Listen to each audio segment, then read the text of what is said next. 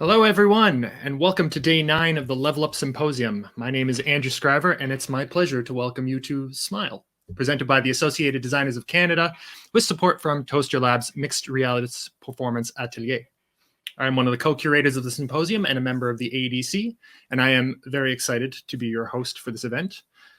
I would like to first acknowledge that I am coming to you from the settler city of Montreal, which long before the colonizers arrived was a place of conference, conflict, and creativity for many Indigenous peoples, including the Anishinaabe, the Huron-Wendat, the Abenaki peoples. This land is known by the current caretakers of the land, the Kanien'kehá:ka Nation, as Tshotshage, which means broken in two because of the way the river bends around the island. I'm honored and humbled to be able to be here to share and create with you all, and so I offer my thanks. In the spirit of gratitude, I would like to acknowledge the support of the Canada Council for the Arts, our primary supporter of the symposium as a whole, as well as our other sponsors, who are IATSE, the University of British Columbia, Theatre Alberta, the CITT Alberta Chapter, Concordia University, Ryerson University, York University, and of course, all of our individual donors. Thank you very much. For your information, all of our symposium events will be recorded and presented in a freely available archive on our website within a few days of the event. So thank you for joining us today. You are watching this live stream either on the Level Up website, which is levelup.designers.ca, on HowlRound at howlround.com, or through our partners at Toaster Lab, or on the respective Facebook pages of the ADC or Toaster Lab. Regardless of your viewing platform, embedded on the same page of the video is a chat function in the upper right-hand corner of your video. You can click on the little speech bubble at any time and type in any questions that you have for the presenter. At the later time, I will read out to our presenter.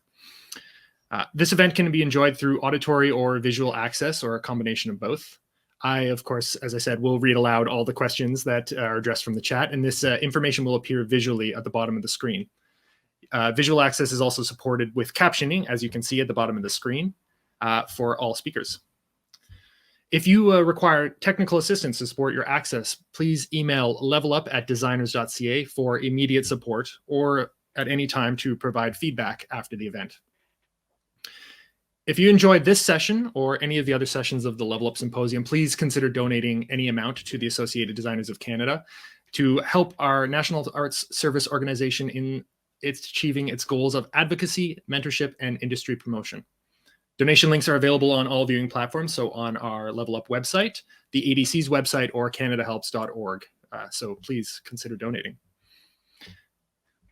Thank you for your patience with all of our announcements. It's now my incredible honor to welcome our guest of the event. Brittany Bland is a storyteller who has dedicated her life to the proliferation of empathy. As a projection designer for the stage, she has created theater, dance, and opera. Her work as a video artist often explores the ideas of legacy, memory, and empathy. Originally from Atlanta, Georgia, now based in New Haven, Connecticut, she holds a BA in Technical Theater and Production from Catawba College and an MFA in Design from the Yale School of Drama. Welcome, Brittany. Hi, Andrew. Thank you for that. Of course. Very happy to have you here. Yes, it's great to be here. So I'd love to start this off and sort of throw it at you. Can you tell me what you've been doing during the pandemic and what's been really exciting, something you've discovered along the way that's really excited you about? The biggest discovery of the pandemic has been free time, and I've also actually taken on a ficus plant, which grew rapidly over the summer. That's been like one of my happiest endeavors, and getting to actually kind of like spend time to reconnect with the people that I care about during this time that is, hard for connections. That's something that I've been focusing on. Other than that, I have done some productions also virtually.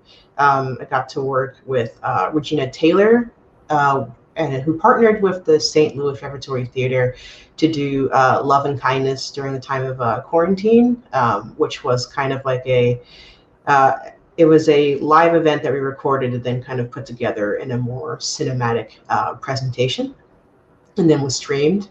And also a few actually like live productions as well, using probably like OBS, Isadora, things like that to try and to do virtual performances. And yeah, I think that's the gist of what I've been doing this time. Yeah, it's really great. I got to check out Love in a Time of Quarantine, and I think that if we post the link in the chat, other people should take a chance to look at that. It's really quite wonderful. It's great work. Yeah, big shout out to Regina Taylor, who's doing work at SMU with a project called The Black Album, which is really exciting. So, the floor is yours. Thank you. So yeah, in the next hour, I would just like to take the time to talk about myself a little bit, because it's an important part of understanding this work. I'd also want to take some time to talk about my family home, which is also an integral part of the work that I'm going to display, and what inspired me to create this piece, who helped me get there. I'll go over the process of creating and performing the work, the value that I see in it and continuing it. And finally, you're actually going to get a chance to actually see the work as well. And after that, I hope there will be time for questions if there are any. So who am I? We did a brief introduction there, but who am I and what are the experiences that shape my understanding of the world and what value is inherently within that view? That was the first questions that I had starting this journey to create this project. And I'm an American projection designer working mainly in theater. We talked about my work in dance and opera as well. I've been increasingly trying to work more in a visual art capacity as well. And I've been studying theater and working in the theater industry for about 15 years now, which is crazy to kind of say and hear, and makes me feel older than I feel like I am, but it's been a great journey. And I started my career more as a technician, actually, and then recently in the past few years, I've shifted my focus to design, which brought me to actually some interesting questions about who I am as a person and an artist, and who I wanted to kind of present myself out to the world as an artist. And those questions just continuously brought me to one place and one person. And so to kind of think more about the significance of that, we have to dive just a little bit deeper into the history of my family. And so I come from what I consider to be a fantastic line of storytellers. My father, Albert Bland, and his identical twin brother, Alfred Bland, bought their first cameras when they were teenagers, and they quickly fell in love with the craft, and from a young age seemed to really understand the importance of capturing life and the stories that images can tell. This is no doubt aided by the fact that around that same time they were fully independent. They had lost their parents earlier in life due to heart disease and strokes. Despite this, and perhaps in spite of it as well, life really poured out of them. And I think that appreciation and attention for life was visible in the photos they took. During that time, New York and the people of New York was their subject, and I think that it was only natural that when my father had a family of his own, that next great subject would then be capturing every precious moment and documenting every moment of the development of that family. And that's exactly what he did. So this is how my family and also my uncle became the archivists of my family. And my parents have two children, of which I am the oldest. We moved to Georgia from New York City when I was about 2 years old. And from the ground up built then our family home, our then family home in Alpharetta, Georgia, which was no small feat for the newlywed Black couple leaving their family and their roots behind to start anew in a predominantly white suburb of Georgia, which had its own interesting struggles and tasks about that. And then that move was greatly born out of a great amount of ambition and desire. I think a desire to have a home, a family, and to live happily. And this was their own personal great migration in search of the American dream, albeit in the context of history, kind of in reverse. But my father actually passed away when I was 18 years old. And like many families in the recession of the early aughts in America, we also had to leave our family home. And so we lost that place that I know was intended to hold hopes and dreams of not only like this man, this figure that I will continue to talk about in my piece, but also a family. And so that loss of a parent, a home, and an archivist, which I will get into more, is this huge shift in my life and kind of my first understanding of my like personal and familial legacy. And the author Christine Sharp, in her novel "In the Wake on Blackness and Being," defines this as the wake, a term that I wholeheartedly agree with in every context of the word. And I'm going to give you several of the definitions that she goes through. The first one is the wake, which is the state of wakefulness and consciousness. The second is a watch or vigil beside the body of someone who has died, sometimes accompanied by ritual observances, including eating and drinking. The third definition would be grief, celebration, memory, and those among the living who, through ritual, mourn their passing and celebrate their life, in particular, the watching of relatives and friends beside the body of a dead person from death to burial, and then drinking, feasting, and other observances incidental to this. Sharp, while relating to the first definition that I talked about, really says it great, where she says, with this sense of wakefulness and consciousness that most of my family lived, and awareness of it as an in the wake of the unfinished project of emancipation. I'm going to try to take that again because I kind of bungled it. So what she's saying is that this sense of wakefulness and consciousness was a major part of how her family was aware of itself as a unit, and was also the wake, and was obviously a huge part of the wake of the unfinished project of their emancipation. I think that's a little bit better. And so my story, Smile, is a continuation of my own family's emancipation. With it, I present the story of a man whose life was dedicated to the freedom of his family, and also freedom from the cycles that were visited upon him, a recognition of that work that was left unfinished, in a celebration of a Black family, my family, and also in recognition of our humanity and the importance of archiving and championing Black lives and Black stories. To quote another person who I think is a brilliant mind, C. Riley Snorton, to be not fully human, which seems to also mean to be something else, other, and to survive, which means to be in excess or perhaps outside of life, is a peculiarly Black problem. And that's a really interesting thing that I've like pondered about when thinking about how Black lives are documented, archived, and shown socially, or in the media, or through ads and things like that. And so that kind of feeds into why I decided to create this piece. So my father's love for photography and film was a profound influence on how I perceive the world. And I attribute those values very much so as to why I was drawn to the art of storytelling, and specifically theater. So when I set out to start my career in this industry, I quickly noticed a few things. And first, that there were not many people of color that were designers or technicians in my field. I also realized that there were an even smaller portion of people that I would say are Black women or women of color who are designers and technicians in the field.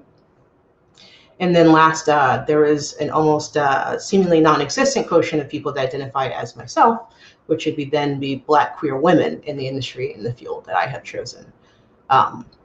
Another important thing that I feel about being a designer is that as a designer, I think that you get an infinite amount of chances to champion the stories of others. And whether fictional or real, you get to draw upon your unique perspective as an artist to celebrate the journey of another person, people, or ideals. And And it came to no surprise to me, of course, that the majority of those stories being told are usually those of whiteness.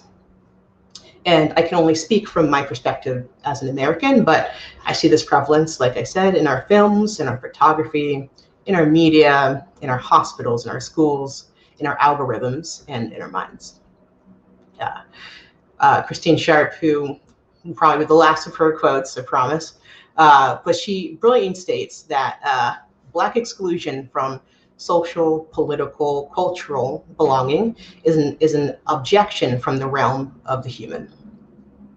So here I am at the beginning of my career, declaring myself to the world as an artist in a field in which I see no reflection of myself really in that industry. And so I keep asking myself these questions of who am I?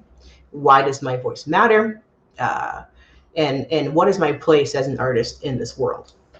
And so it was at that moment in time that I really knew that the most important story that I had in me to tell was my own, and that the process of creating this work and would be a healing journey, not only for me, but also could stand as a kind of humanist approach to my artwork. So every great project starts with research. And I've shared many quotes by Christine Sharp, and please read her book. It's amazing. I think actually has several books, but she talks a lot. She really examines the commodification of Black lives in art and likens it to the different sections of the slave ship. She talks about the wake, which I touched on a bit before, the ship, the hold, and the weather, and uses that kind of as a framework to tackle anti-Blackness and white supremacy. And it's really a fascinating read. I also checked out Audre Lorde's, and I may butcher, I think it's Zami, a new spelling of my name, as a reference for how people are owning and cultivating their own history and their own stories, but also adding a mythos about them, which was really interesting to see.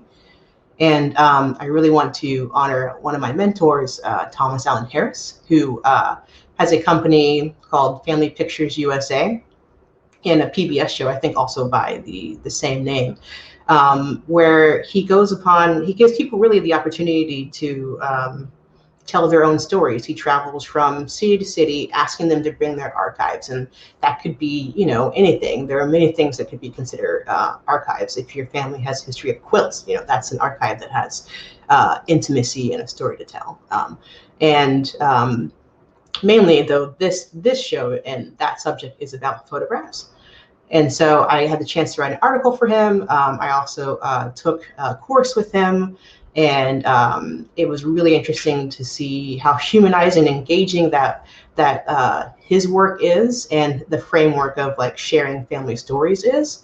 And that really helped me to see the value in my own archive, and push kind of the process of starting this project forward.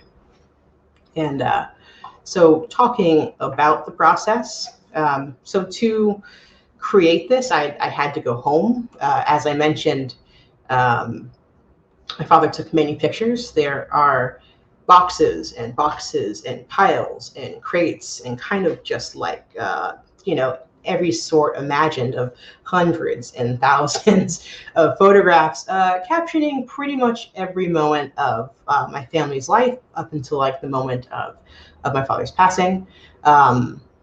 And going through, I sat with my mother, and we actually went through all of them. And that experience alone was worthwhile.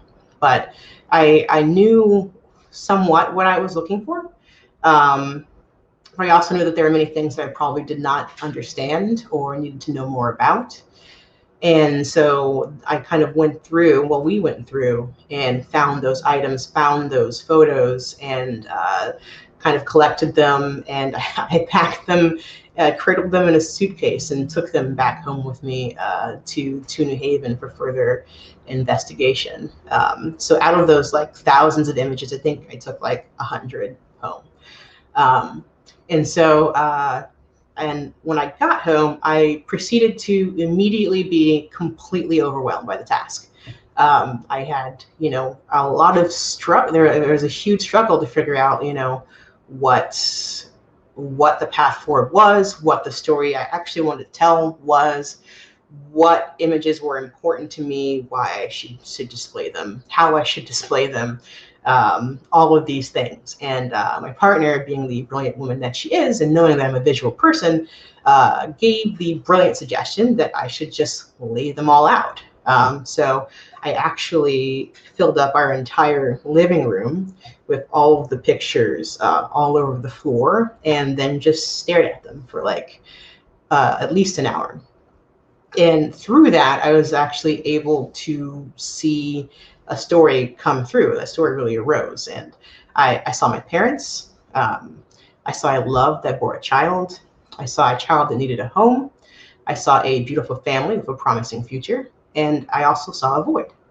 And so to rebuild that void and to kind of give context to it was the task that I set at hand. And in order to do that, I then actually started doing phone interviews with my family. I would give them the digital scans of the pictures ahead of time, and then we would talk about them, and I chose the images. I chose images to show to them that, I had a lot of questions about, that I wanted more context on, and that I thought also in my own mind in this story that I was also creating kind of like fit into that narrative, and that worked sometimes, and I got amazing answers, and also things that I didn't expect to get, and that was actually really wonderful.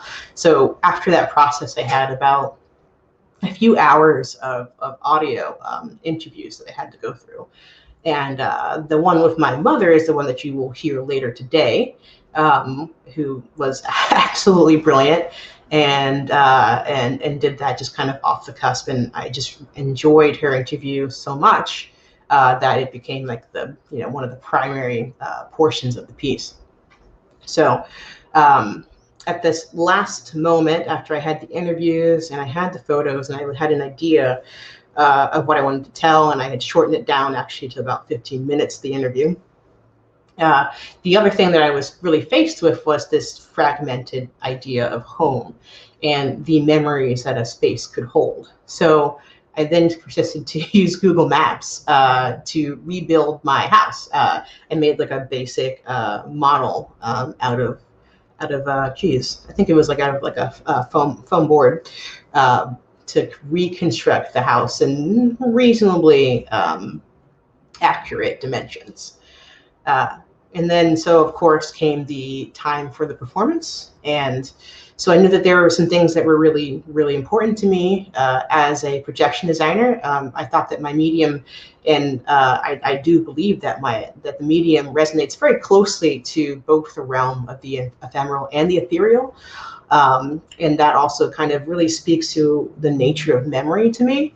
And combining that nature of projection design with my actual personal memories really fascinated me. So I decided that what would be projected are the photos that I had with me, and projecting them and not doing something on like a screen, like a video screen, or LEDs or something like that, or some other technique.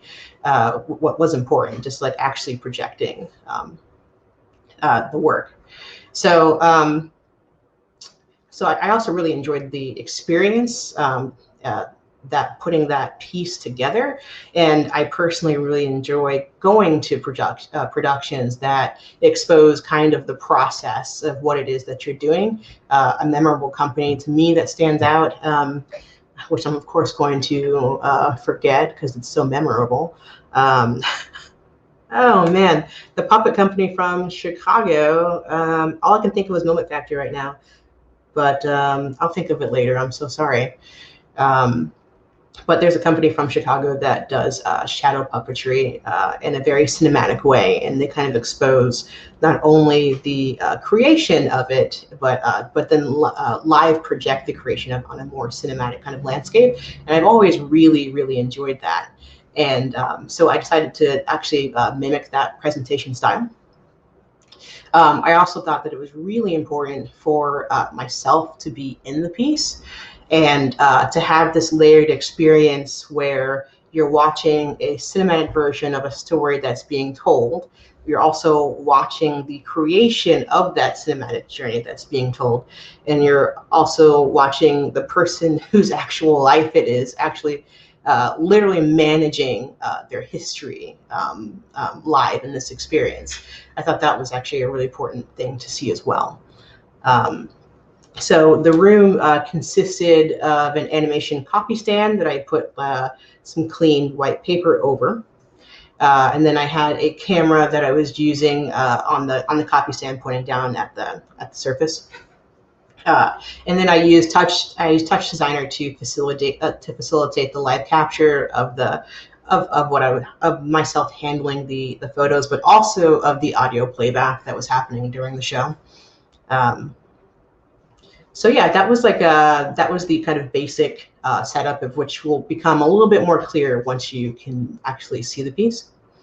And so yeah, so what I would do is play the interview and then curate an experience that was a little different every time by live setting out the photos of my archive to help add a layer to the auditory narrative that was happening, add a visual element to that as well. And so I do think that reflecting the world back at itself really is a enriching thing that people do. And sorry, 1 second. And so actually the responses of this piece were actually really phenomenal. People that I knew really enjoyed it. People that I did not know and did not know me really enjoyed it. And I think that there are natural connections to individuals and communities that are creating work about themselves and doing communal storytelling and communal empathy. I think this is also really great tool for people who are also considered have marginalized voices and are really trying to get their word out there and their voices out there. I'm hoping that I could expand this piece a little bit more. I mentioned Audre Lorde, and I really enjoy the sense of mythos that she creates around her own personal story. And I'm loving the idea of that, and I want to expand on that a little further. And I also love to, for the future of this, is just to create more site-specific documentary theater pieces that help uplift the voices and stories of individuals and communities. I actually think the theaters are perfect for this because they're often champions of the local communities that they are in, and so that they're perfectly situated to help strengthen people's voices and their truth and project that into the world. Projection pun totally meant. And so the desired outcome of this would be personal and communal empathy and a shared healing experience, which I think now more than ever, because of many things, is really needed. So I would love to share the piece with you. And it's about 15 minutes long, so we can go ahead and watch that. And then, yes, I'll let Andrew take it away from there.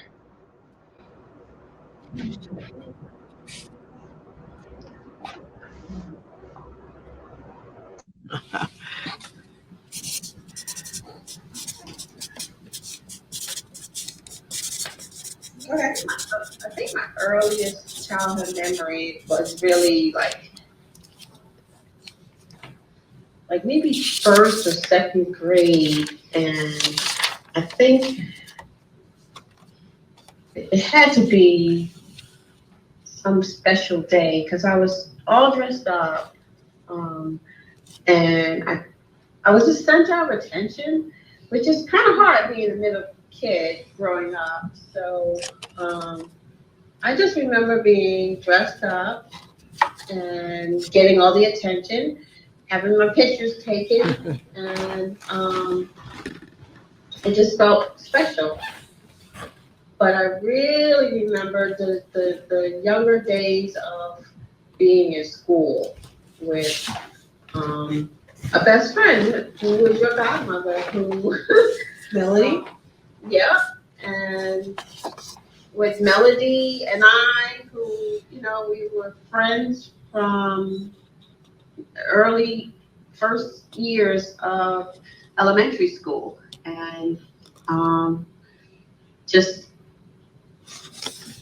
spending a lot of time with her, and her spending a lot of time with me, and she became like an extension of my family. She became like a sister that I didn't have, even though I had one. She was older, so we kind of really bonded as young as, you know, second grade, and still have that connection to this day. So I have some really good memories of spending time with her family and her spending time with us, with our family. Oh my God, where did you find this picture? I'm scrolling through. You have a picture of me and my brother John. Yeah, you're playing on the piano or something? Yeah, I got that little piano organ for Christmas. That was Christmas Day. Oh my God, really? Yes. Oh my gosh. Wow. Yeah, I found one picture that's basically falling apart of Albert and Alfred #1. Alfred and Albert Megan. Because that was their dad's brother who had twins. Not their dad had twin brothers. Not their mom. Their dad had the twin brothers. Oh, okay. So your grandfather had twin brothers. Remember your grandmother Estelle? Yes, I do. Did you? I don't know if I sent you the picture of her, but she's got like this big hat on, and it says the Meg is right above her house. She's got this big hat and this big coat. Right. Those were her sons, Albert and Alfred. Okay. And your granddad was her other son, and he ended up having Albert and Alfred. The twins. I know I've probably heard from Alfred a whole bunch of times, but do you remember what it was like to like know them as like the unit, the twins? To know them as the two. Yeah. Yeah. Well,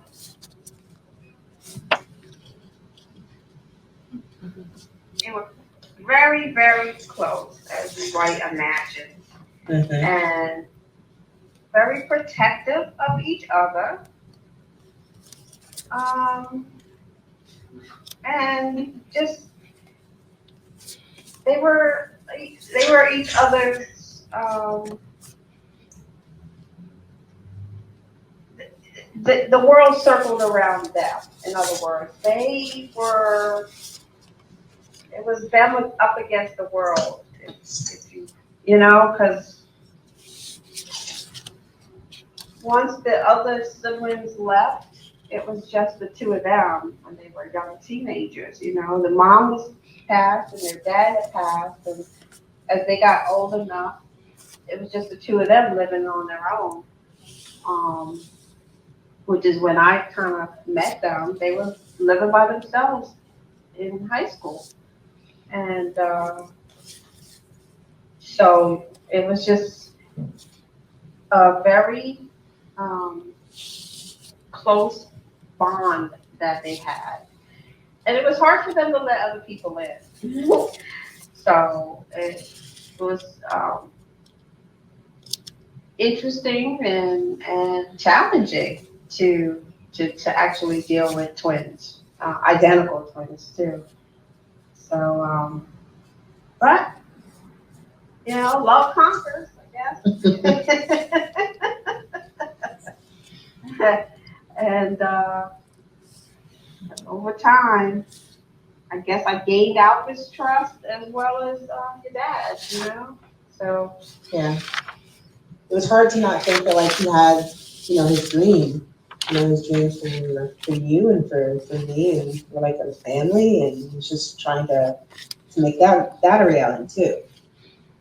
Oh, I think the house was a huge part of it. You know, I think coming from the city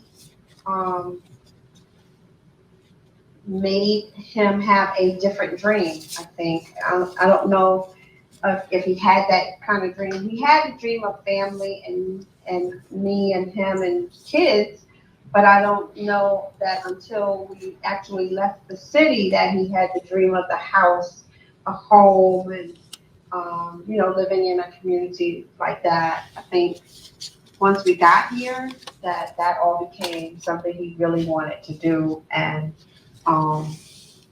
strive to make a family and a real home for us. Yeah. Why do you think he photographed all of these moments? That's a good question. I would, even though I know there was just an introduction of cameras to them as young kids, their dad got some cameras, and that was, their introduction into taking pictures. I mean, we've all had that. We've all been given a camera at some point in our time, but we don't all take it up to what he made it. And I think he somehow knew the importance of capturing these memories. And I like to think that he knew how important it would be for us to be able to look back at these memories and have them. Yes, we have them mentally, but also we have them visually. Mm-hmm. And I don't know what part of him made him want to do that, but it was a very special thing that it was a passion for him. It wasn't just a job. It wasn't just a habit or a hobby. It was a passion that, along with his storytelling, his pictures told a story. And he wasn't so much the one who wanted posed pictures. He was all more about the candid picture. So he'd take a picture, of you without you knowing it, or with you knowing it, but he captured an essence of people that they never knew was there. And you know how people say, "Oh, don't take my picture. I don't take good pictures." Mm-hmm. No one, after seeing the pictures he took, they could no longer say that, because he had that gift. He had that passion. He could capture something in you that no one else had captured as your soul, your essence of who you were. And that was just a gift he was given. Well, I think sometimes it felt like there wasn't any room to be just you. And that you always just had to smile. And it's funny because even now, I mean, that woman said it when you were here, she's like, "Oh, I see Brittany all the time. She's always smiling. She's always like, happy." But I don't think that's like the truth. I think it's just like, what we output into the world, Well, I think So it's almost conditioning. to some, but I think in your essence, Mm-hmm. you're very laid back, and that can come across as always happy, because you don't always express your anger.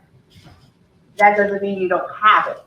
It just means you're not showing it. You're not expressing it. And that's in your nature you are less expressive, and you always have been. That's not, you didn't just become that. You just don't exhibit it like other people do, so people mistake that for she's always happy. She's always pleasant. She's always smiling. I think I'm at fault too when I do it. My thing is that I don't show my weakness. So people think I'm strong when I'm not necessarily strong. It's just that I'm not showing you my weakness. So, and the perfect example of that is when your dad got sick and had a stroke. And people would say to me all the time, "You're so strong. You're so strong. I don't know how you do it. Oh my God, you're just a hero. You're just..." And inside, my world is crumbling, and They don't even see that because I'm putting on a strong face. Yeah. Well, I think part of the reason I want to do this project is because I think for a long time just to sorry. Even what? I've been trying to just carry on, just keep Going on. going, and it hasn't resolved anything. It's still there. It doesn't help to just hold on to it for all this time. It's been almost 12 years, and I feel like I still haven't. You haven't actually stopped to actually feel the real pain and the loss and the joy. I don't think any of us really, stop,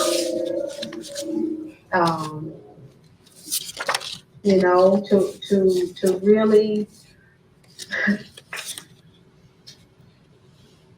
absorb or console what we have experienced, what we had, and what we no longer have.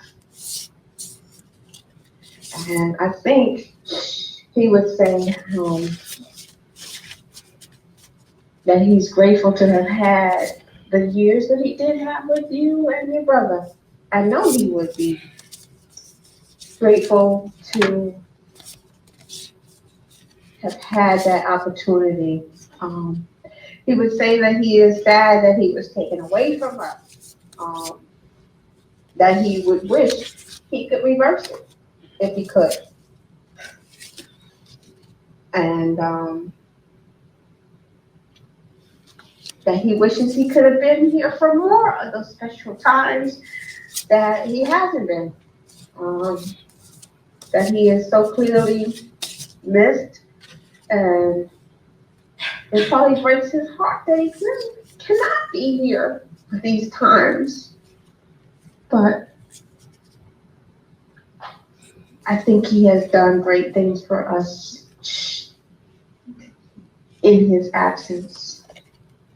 And even in this healing project that you're working on, it's because of him. And he would probably say, if this is what it takes for you to heal, then all of those pictures were worth every bit, every moment, every single one of them was worth it.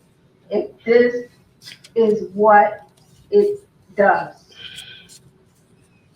Perfect.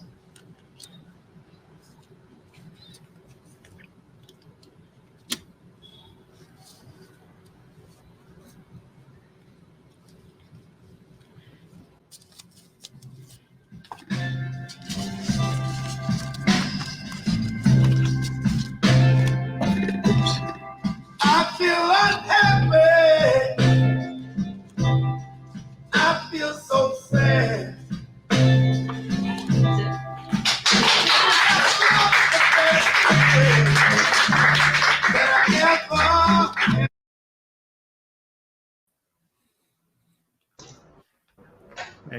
Hey. So that was really wonderful. Thank you for sharing that. It's very intimate, very personal story, and really touching. So it's really great of you to share that, and I think that's could be really inspiring to a lot of people to like you're saying, bring out and share their own stories. So I think that's really great. So thank you. Yeah, thank you for giving me the opportunity to share. So I'm just a reminder, anybody has any questions along the way, feel free to throw them in the chat. We'll I think I would just want to start because the process of putting this together and having like thousands of photos and so many hours of interview conversation, it seems like an impressively staggering amount of work to go through and to create a story out of that. So I'm curious, just from a technical standpoint, how do you contain all of that information, and how do you choose how do you archive this in a way that will be useful to you in order to create a show like this? Yeah, it was a huge task, and I mean, I think that what was really important was to kind of like once I did find the through line of what I wanted, I had to really hold on to that, and also some of it honestly was you had to feel your way through it. You know, you would have an idea. I would have an idea of where I was going with something over. You know, the interview with my mother was 2 hours long, and I had to cut it down to like 15 minutes. So I would have an idea of what I wanted, but then listening to it, back again, I just had to be really, really organic and, just do what felt right. I know it's like the least technical and structured thing, but in a project just like this, I think it's really important to just be authentic with yourself and really let your heart and your mind kind of like take the lead for that. And yeah, I hope that answered your question. And are you also talking about like how do you technically actually record and preserve and all those things? Yeah, I think that's, I mean, the symposium as a whole is about digital tools. That's one of the Yeah, absolutely. main processes of it. Yeah. So I'm always kind of curious if there's like anything in particular that you used in order to keep tabs on it, or is there something looking back on it that you're like, oh well, this was a terrible idea, and I would go back if I was doing this again, I would use this tool or try to figure something else different. Yeah. Honestly, I'd never worked with sound a lot, and I most definitely had to go through and learn some techniques there. And so I actually had to learn Audition to really kind of get like the room, kind of like the room noise down. Actually, my mother's recording was like really noisy, so it's amazing that I got it down to exactly what it was there. And then Touch Designer was actually a really great low latency tool. I'd seen out some other opportunities, some other software, and that one just kind of seemed like the way to go. I would think that the house is something that is somewhat unexplored. You can kind of see it off on the side, maybe because of how unexplored I felt that it was. And I actually projected into the house this like I had mapped I'd taken a picture of it and mapped it inside Touch Designer and chopped up photos so they would fit inside this model of the rooms of the house that I had. So it was like memories projected into the house, and that's something that I would actually really love to take further with more thinking and more tools at my disposal. I think that whole concept could be much larger and in a different version of this piece. It could be explored technically even more. The actual like filming of what's going on the copy stand and projecting that is actually quite simple as far as like Touch Designer goes, but I would want to do something way more elaborate if I had another chance to explore that using Touch Designer to kind of explore the idea of home and fragmentation like a lot more in a much broader sense. Mm-hmm. Yeah, I could see something like that being really interesting as an actual installation or something that could be big enough you could walk inside of. Yeah, exactly.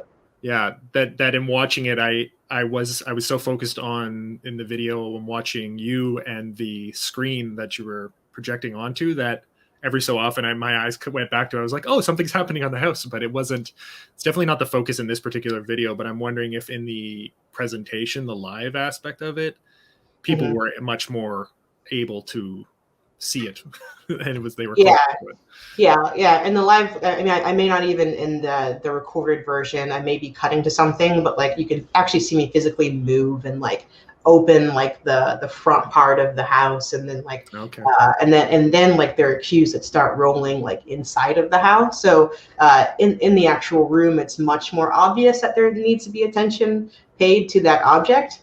But yeah, I mean, I think like the biggest thing that I did not that I would touch on more is that idea, and looking for ways to even in like maybe even like a several room setup where the first thing is that you go in and you have an installation that explores like the home and the memories and ideas that were inside the home. You actually fragment that and do different kind of either snippets of different like memories. One thing I didn't do which would have been cool is like I also got a whole bunch of tapes. We have like a whole bunch of home videos, and it would have been interesting to digitize those actually, and then be able to throw those at an installation of the home, and then you live in that and move into another section, which is actually the presentation of me and the photos and like all of these things, and connecting in that way. Like that would be a really interesting way to kind of like continue this project and move it forward. And it's something that I'm definitely thinking about, and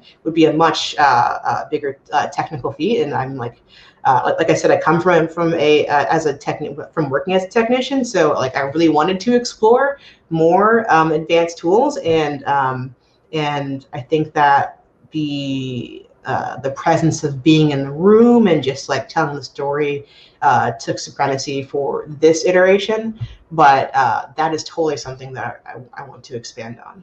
Mm-hmm. Yeah, it really takes the idea of it being like an archive of your family life, and could take it so much further if you had access to video and audio and photos. Yeah.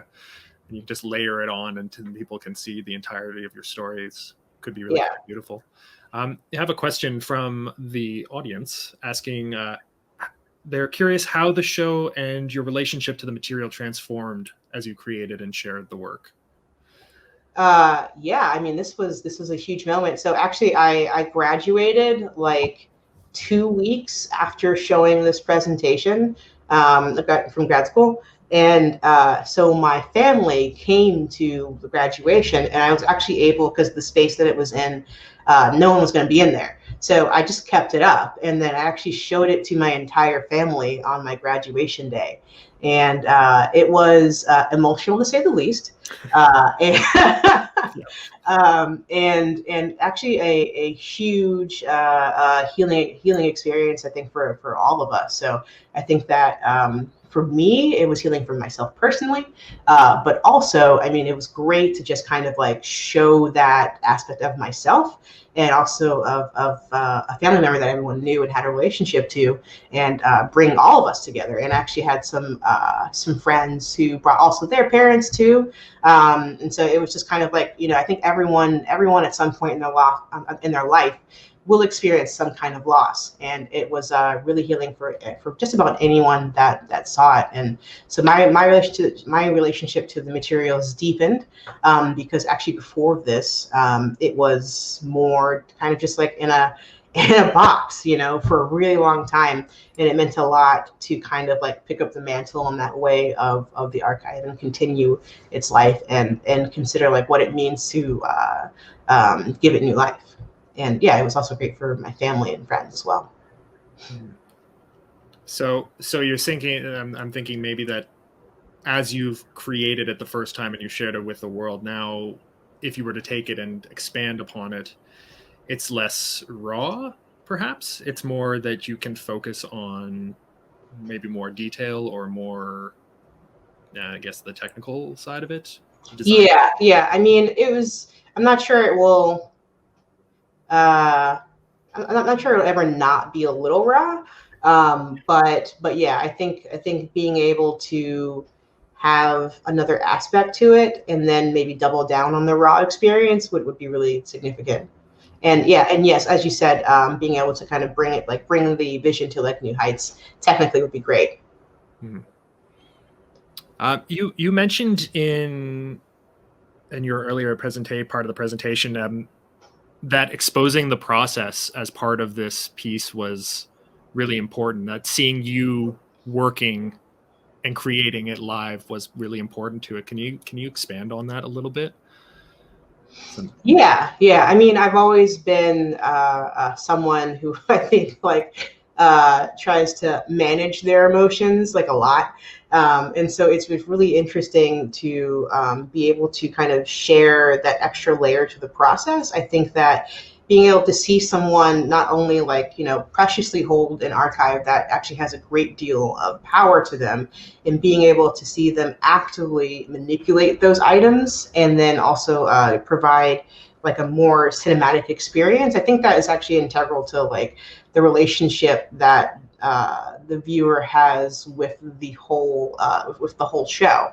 I think that like I think that me actually being there, like if I wasn't there, that it would just kind of be a showcase of a thing, a showcase of a piece that I think is actually very, very heartfelt. But I think that the added layer of myself actually being able to manipulate those items, I don't know, it just provides a more human layer to it. And the fact that the photographs themselves are analog, they're not a digital representation of them, and that they are the originals, which might change in the future because they have to be preserved. But I think that that's just like probably one of the more humanist aspects of it. And I was actually, now that just clocked something else that I was really curious about. In the actual performance, you said that there was a little bit of improvisation in terms of it changing from one night to another, one performance to another, in terms of you placing the photos. What would have struck you in order to like change those moments? What would have been the impetus to change in the moment? So, I mean, as you can see, I'm very particular as to like how they're being like laid down, their position and like who's next to who, so that you can show more of a direct relationship to like the what you're hearing, but also like the photographs relationship to each other. And that was honestly just kind of like how I was feeling that day. Also, the photos got mixed up. So as I was going through, they wouldn't always be in the same order, which actually was really thrilling for me, because you could still kind of like improvise and figure out what was right for that moment, and figure, okay, well, if I lay this down at this time, like how does that affect like the impact of this image? And if I place it here, how does that affect the impact of that image? And it was really as I kept performing it, I kept kind of like feeling the responses of the people in the room and how they were responding to what's going on. And then also kind of increasing my understanding of like the narrative of what's happening and how I felt about it. And so each time everything would change just a bit, and also the order of the photos kind of shuffled a bit. And so it became really interesting to kind of like keep a through line, but also deal with that kind of that kind of slightly randomized photos. Mm-hmm. Is this your first time performing? Yeah. Yeah. How did that feel? Huh? How did that feel? I considered, I did not break down at any point during this process, which was fantastic. Yeah, I'd never really been on stage before, and that was the thing. It was actually really nerve-wracking. As you know, I'm always like off behind the scenes or gone by the time the show opens, or like doing something else, and to be so like present was interesting. I got a few people that said that I should have like dressed up as like one of the photos. Like there's one that is like a Teenage Mutant Ninja Turtle like pajamas. Then they were like, that would have been great. Like, so I think there's like an element of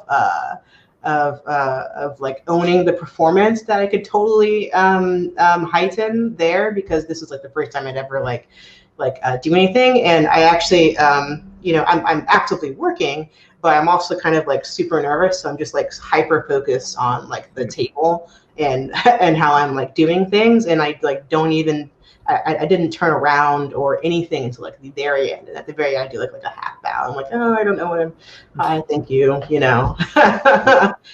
Becoming to this very emotional thing, So yeah, there's definitely an aspect of performing that I could totally take some cues on.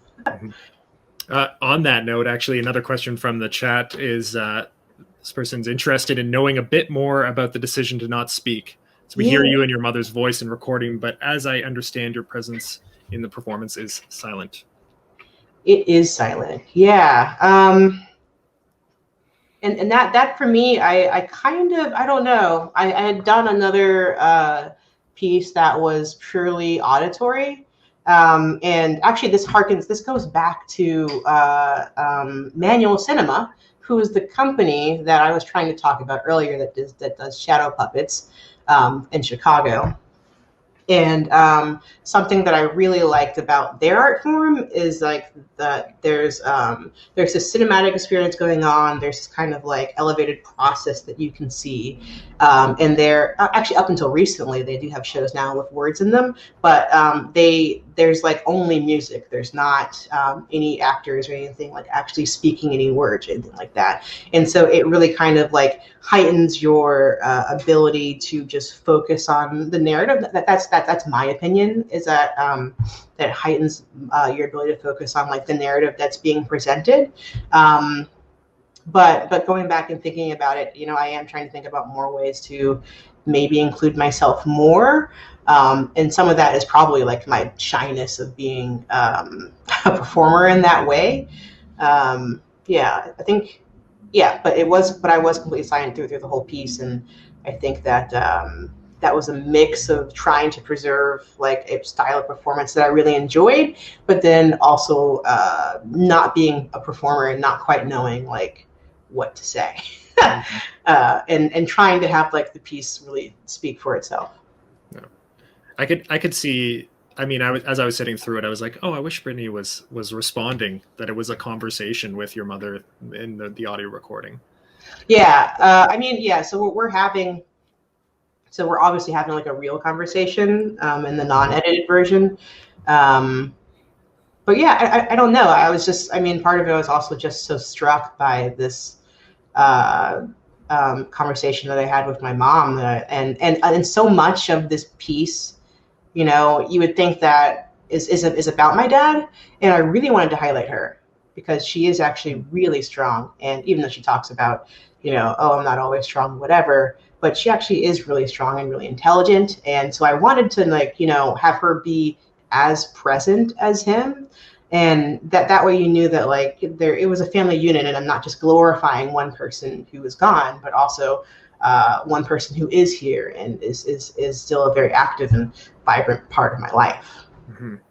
Well, that was definitely very clear. That was definitely her presence was very felt in the strength of it. So I think that part was very successful. I'm also curious then about your other work, and then coming out of this project, because this was a couple of years ago. It's like, yeah, it's almost 2 years ago now. So coming out of that, what have you taken into other works? Like what has been an aha moment for you? Oh, I gotta think about that one. Caught you off guard. I just realized that I showed my brother's infant naked body to hundreds of people just now in one of the photos, and that was hilarious. I had the bit of like, aha, he's gonna hate that. That was actually going to be my next question. I hadn't written that one down. Like, oops. Well, yeah, what's going on in that photo before we get back to the aha moment? What's going on in that photo? We had the chicken pox, which was his fault. I had never had it, and he of course got chicken pox. It's no one's fault. Your children, it happens, whatever. And so of course we had to take a picture of ourselves getting, wrapped in like it's like an oatmeal kind of like lotion or something. Why that was necessary to take a picture of, who knows? But apparently it was. And thankfully I was clothed. But it was just kind of like a hilarious thing that I found during that. And can you repeat the aha question just one more time, because I went off on a tangent? It's more just is there anything in terms of your process, what you were doing, what you learned about your own creative process and state of mind that you would have taken forward into other work that you've done since then? Like what's like that? Oh, this was a really great thing to do. Yeah, honestly, the importance of help. I think this being such a personal project, I thought that I needed to take it on all by myself. And I think that no one does anything alone. And even though I needed to create this project that was very singularly about myself and my family, I still needed help, and I needed to go through accepting that. And so I actually got a friend of mine who was a director, Logan Ellis. We had worked together on another project, and he was just so caring and careful, and mindful about how he approached the work, that like when I decided to do this, and that I needed help, kind of like just having another eye on what the story that I was telling, I approached him and had him help me with that. And I think that like asking for help during projects is something that like I don't always do, and most definitely need to work on. So it was really great to like in a moment of vulnerability, have that be rewarded with the kindness of another, and to be okay with being vulnerable in moments. So that was kind of like an aha thing. And then I also just really, it really kind of illuminated to me the styles of productions that I really enjoy, and the types of people that I love working with, and has helped me actually kind of like pick the things and projects that I want to work on more, because I found more and more projects that I really, really connect with, like the Regina Taylor thing with STL, Love and Kindness in Quarantine.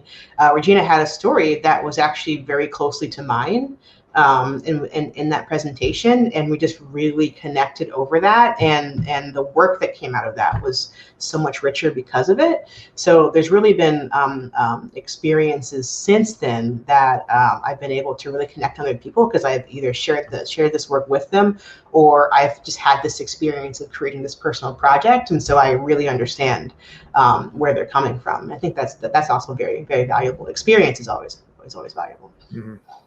Yeah, it's never an easy thing to discover what that is that really works well for you, like what your real choices of the work that you want to get into, especially if you just came out of school. Yeah. And that's, it's really hard for a lot of people. And also asking for help. Those are both really good things to just put out into the ether for the world to know. Ask for help. Don't be stubborn. Yeah.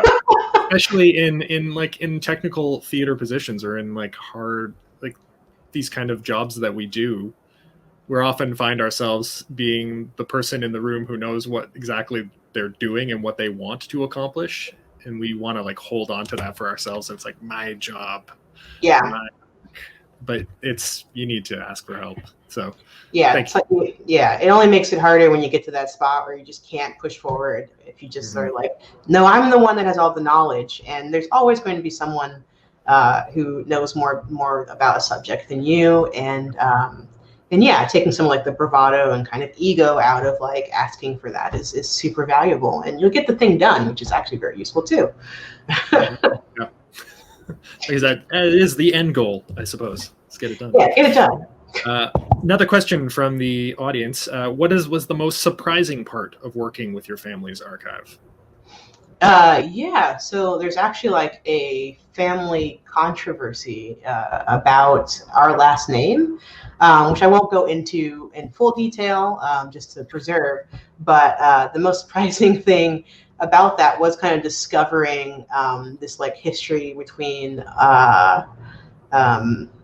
my father's biological father and then another half of our family. And that there is this like whole story behind it that I'm still like trying to kind of like piece together. But that was really surprising to find out. And sorry, I can't spill the tea on it online. But, No, you already showed your brother naked, so I think that's enough family drama for one. One event. That's great. Is this a kind of work? This kind of work, have you been sharing with? Do you share this with other people, and are you going to continue to offer as an opportunity to others? I've shared this with other people. I've shared it privately. This is, I think, this actually is only the second time people have been able to actually see it in this way.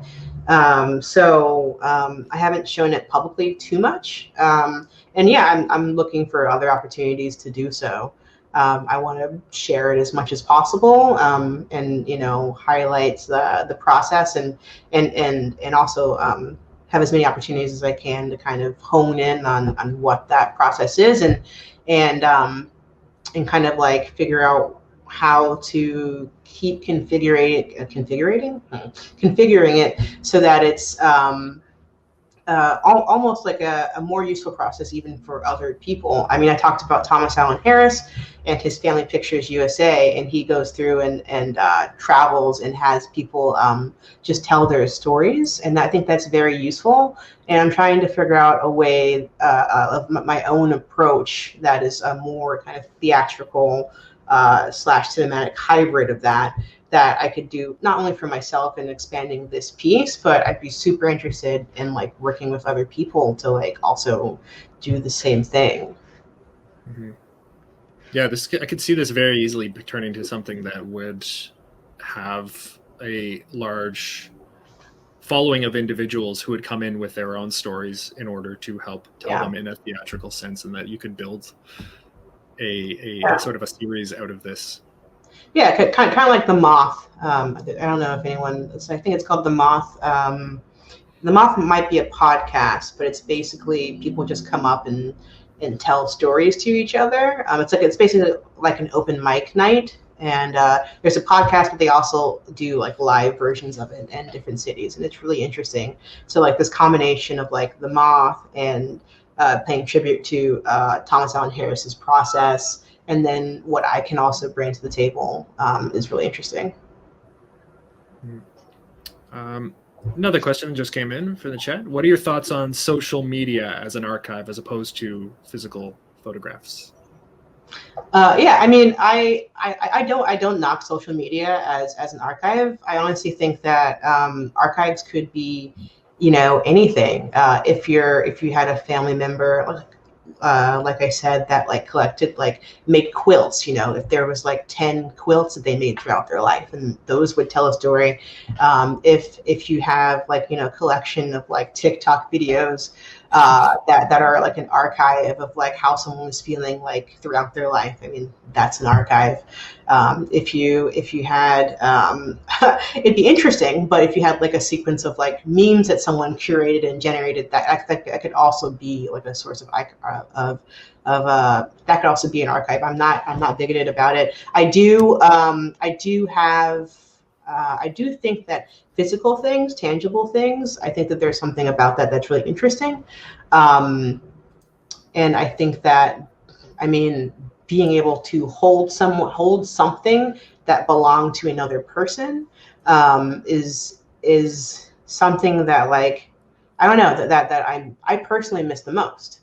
So having something like, I don't know, a tie, something like that just brings so much joy. And I think that like seeing photos and seeing videos and whatever future forms of social media or media that becomes generated, I think those are every much as worthy of creating an archive. But as the person that I am, I just really love tangible things. Mm-hmm.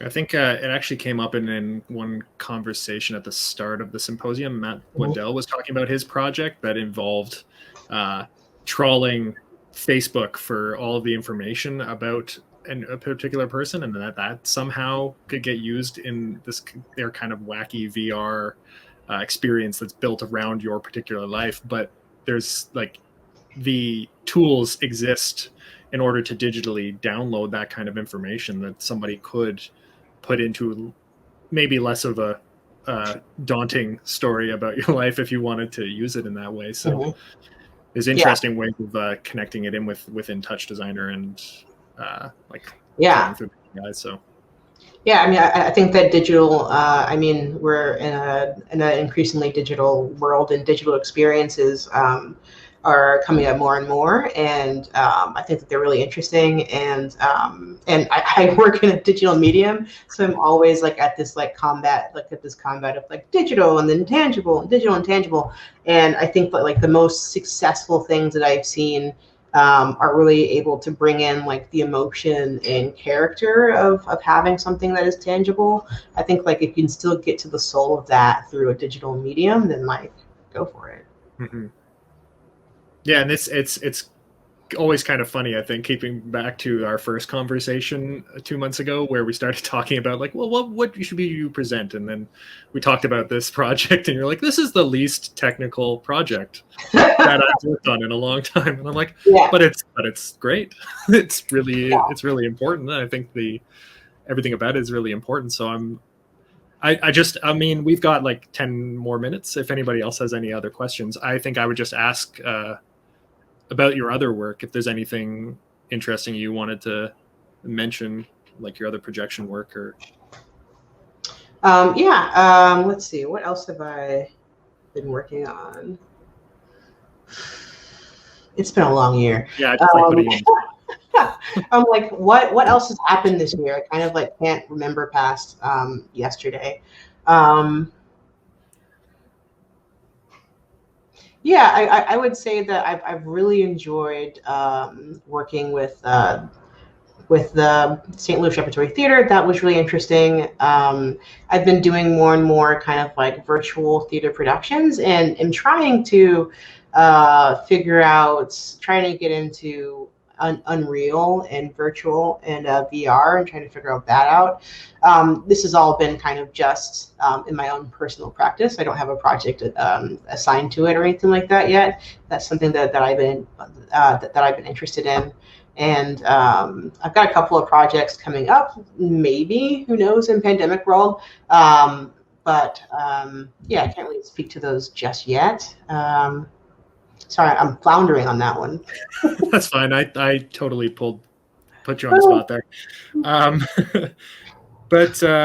mean, this has been really great, and I'm really glad you were able to be here and share this with us and talk to us about your process. And I hope that some of those who are watching this are able to see this as a way to open themselves up, and then believe that they can do it as well, that they can share their stories, and that maybe they've been thinking about it and wanting to, delve into their family's history and share it with the world, and now seeing that it's possible and it can be done in a really beautiful theatrical way, that this will be an inspiration to them. So thank you. Thank you. So if you don't have anything else you want to share with the world, I think we can we'll sign off here. Yeah, no, I just want to say thank you for the opportunity to share the work. I think this is great. If anyone has any questions, you can also check out my website. I'm sure it's somewhere on this platform. My email is also on there. Just very thankful for the opportunity to present it. Mm-hmm. Great. Yeah, if anybody wants to check out a website, so you can go onto our presenters page and find Brittany on there, and click on Brittany's face, and then you'll go to Brittany's webpage. So again, thank you, Brittany. This is great. Thank you, everybody, for coming out to watch us today. And